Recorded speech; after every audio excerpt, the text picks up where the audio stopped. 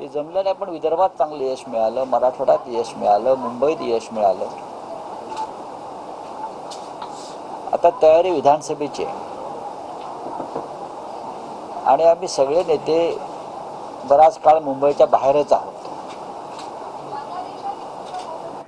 काल बुलढाण्यात होतो, आज अकोल्यात आहे, मग संभाजीनगरला जाऊ.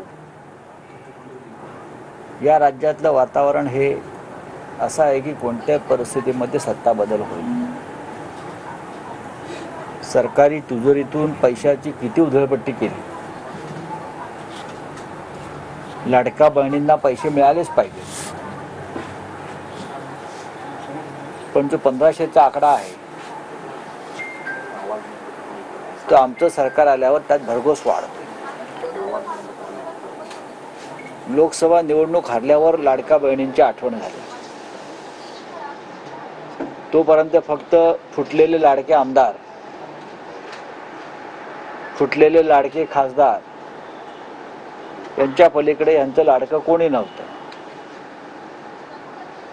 एकेका आमदाराला 50-50 कोटी देण्यात आले, खासदारांना 100-100 कोटी देण्यात आले.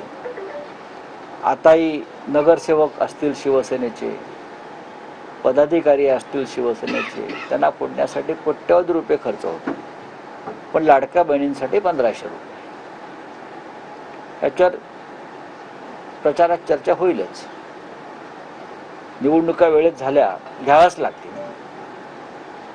तर नोव्हेंबरमध्ये या राज्यामध्ये सत्तांतर झालेलं तुम्हाला दिसेलच. आणि त्यासाठी महाविकास आघाडी मजबूतीनं काम करते. तीनही पक्ष एकत्र आहेत.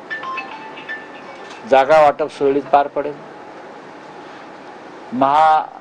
ती महायुती म्हणून जो काय प्रकार आहे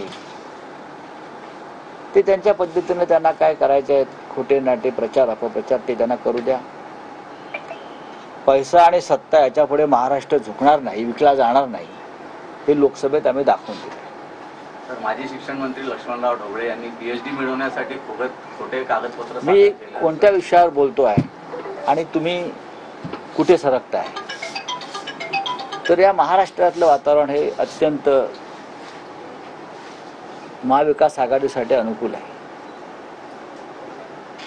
आणि त्याच्यामुळे अनेक आमचे कार्यकर्ते असतील, पदाधिकारी असतील, यांना पोलिस यंत्रणेचा वापर करून त्रास द्यायचा. उदाहरणार्थ आता या भागातले आमचे आमदार नितीन देशमुख यांना सातत्याने त्रास दिला जातो. का?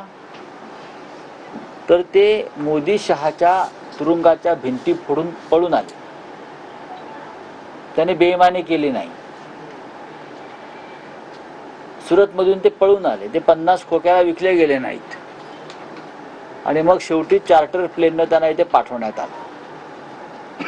गेल्या काही दिवसापासून जसजशा निवडणुका जवळ येत आहेत तसतसा त्यांना त्रास दिला जातो. काय तर म्हणे बेहिशोबी मालमत्ता. कोणाची बेहिशोबी मालमत्ता? आमची. मग तुमचं काय चाललंय? तुमचा हिशोब द्या. नितीन देशमुखांची, आमच्या आमदारांची, आमच्या पदाधिकाऱ्यांची, आमच्या कार्यकर्त्यांची, मग राष्ट्रवादी असतील, काँग्रेस असेल, शिवसेना असेल, आमच्या चौकशा करताय तुम्ही. तुमची चौकशी जेव्हा आम्ही करू तेव्हा तुम्ही सुटणार नाही, एवढंच सांगतो.